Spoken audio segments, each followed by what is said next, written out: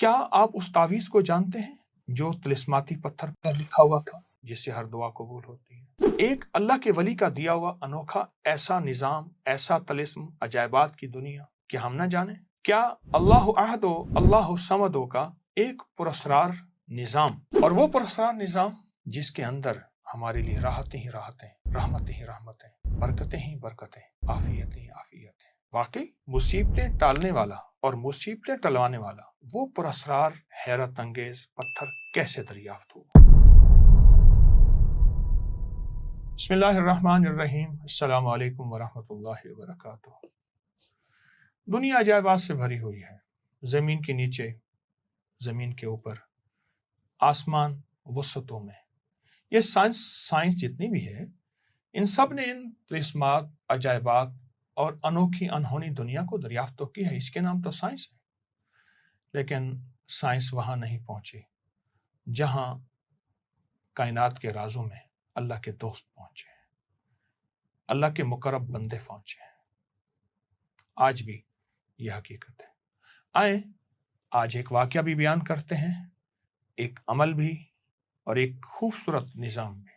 عمارہ بن حزن رضی اللہ تعالیٰ فرماتے ہیں، ہماری قبیلے کی ایک جگہ تھی جس کو حرۃ الحدثان کہا جاتا تھا۔ رات کو وہاں آگ بھڑکتی تھی، دن میں دھواں نکلتا تھا۔ قبیلہ تئی، جس کے حاتم تئی تھے، اپنی اونٹنیوں کو اس آگ کی روشنی سے چلاتا تھا جو 7 راتوں کے فاصلے سے بھی دکھائی دیتی تھی۔ اتنی اونچی اور اتنی آگ تھی کہ 7 راتوں کے فاصلے سے بھی دکھائی دیتی تھی۔ اس دوران خالد بن سنان، ایک بہت بڑے اللہ کے نیک بندے، قبیلہ مریتا سے آئے اور کہا، اللہ نے مجھے حکم دیا ہے تمہارے لیے اس آگ کو بجھاؤں۔ ہر قبیلے سے ایک شخص میرے ساتھ آئے۔ ہم 10 آدمی ان کے ساتھ چلے، میں بھی ان میں تھا۔ وہ ہمیں ایک کنویں پر لے گئے، وہاں سے آگ کا ایک دہانہ نکلا۔ آگ ہم پر گھیرا ڈالنے لگی، ہم گویا ترازو کے پلڑے میں آ گئے۔ ہم نے پہلے لاٹھیوں سے، پھر جوتوں سے، پھر اماموں سے مارا، یہاں تک کہ سب کچھ جل گیا۔ ہم نے کہا، اے خالد، تم نے ہمیں ہلاک کر دیا۔ انہوں نے کہا، نہیں، یہ آگ حکم کے تابع ہے، میں بھی حکم پر ہوں۔ پھر وہ آگ پر عصا مارتے ہوئے کہنے لگے، ہر حق جو اللہ کے لیے ہے وہ ادا ہوا، میں اللہ کا بندہ اعلیٰ ہوں۔ ایک شخص تھا جو مذاق اڑانے والا تھا، کہتا تھا میں باہر نہیں نکلوں گا، دیکھو میں نکل آیا ہوں، اس طرح کی باتیں کرتا تھا۔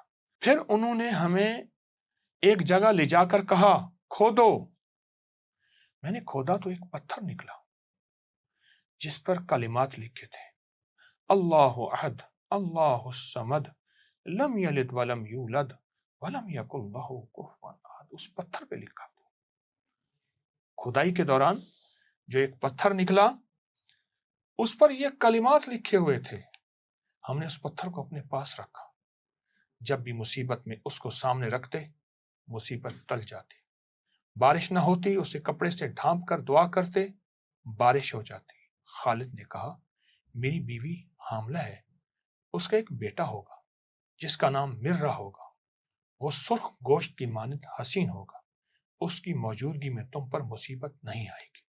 پھر کہا، میں 7 دن میں فوت ہو جاؤں گا، مجھے اس ٹیلے میں دفن کرنا، 3 دن بعد میری قبر پر جانا۔ اگر تم ایک دمدار گدھا دیکھو جو ناک زمین پر رگڑ رہا تو قبر کھودنا، میں زندہ ہو جاؤں گا اور تمہیں قیامت تک کے حالات بتاؤں گا۔ لیکن جب وہ گدھا آیا، لوگ قبر کھولنا چاہتے تھے، ان کی قوم نے روک دیا، ہمیں عرب رسوا کریں گے۔ پھر رسول اللہ صلی اللہ علیہ وسلم مبعوث ہوئے تو خالد کی بیٹی نبی علیہ السلام کے پاس آئیں کہ میں خالد بن سنان کی بیٹی ہوں۔ آپ نے چادر بچھائی، فرمایا، یہ میرے بھائی کی بیٹی ہے، ایک نیک آدمی جسے اس کی قوم نے ضائع کر دیا، اس کی قوم نے ضائع کر دیا۔ بہت بڑا طاقتور عمل ہے، بہت حیرت انگیز عمل ہے۔ اس عمل سے ہمیں کیا ملا؟ اس واقعے سے ہمیں کیا ملا؟ سورۃ اخلاص کی طاقت ملی، سورۃ اخلاص کی تاثیر ملی۔ بڑی مشقتوں کے بعد انہیں ایک پتھر ملا، بڑی محنتوں کے بعد انہیں ایک حیرت انگیز دنیا ملی۔ اس پتھر پہ سورۃ اخلاص لکھی ہوئی تھی، اس پتھر پہ۔ آئیں، اس سورۃ اخلاص کا ایک عمل ہمارے پاس ہے اور بہت طاقتور پاس ہے۔ رسول اللہ صلی اللہ تعالی علیہ وسلم نے فرمایا، عمر رضی اللہ تعالیٰ عنہ، عمر جو بندہ 10 بار سورۃ اخلاص پڑھتا ہے جنت میں اس کے لیے محل بنا دیا جاتا ہے۔ تو عرض کیا یا رسول اللہ صلی اللہ علیہ وسلم، اگر کوئی 20 بار پڑھے؟ فرمایا 2 محل بن جائیں گے۔ اس طرح کرتے کرتے فرمایا یا رسول اللہ، اگر کوئی 100 دفعہ پڑھے؟ فرمایا جنت میں 10 محل بن جائیں گے۔ آپ نے محسوس کیا اس پتھر کی تاثیر کو؟ آپ غور سے توجہ سے میری گفتگو کو سمجھیں، اس پتھر کی تاثیر کو، کہ اس پتھر کی تاثیر میں کیا چیز تھی ایسی، کیا عمل تھا ایسا۔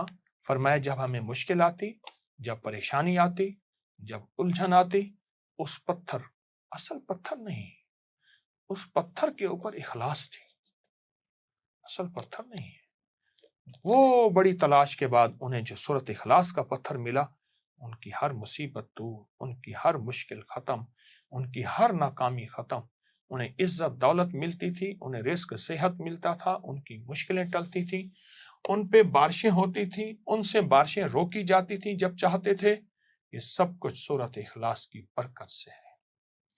آج بھی جو بندہ کوئی بھی مصیبت پریشانی ہو، تکلیف ہو، سورۃ اخلاص کی تسبیحاں پڑھ کے، سورۃ اخلاص کی تسبیحاں پڑھ کے حضور کے گھرانے کو ہدیہ کرے گا، میرا تجربہ ہے، ہر مصیبت دور ہوتی ہے، ہر پریشانی ختم ہوتی ہے۔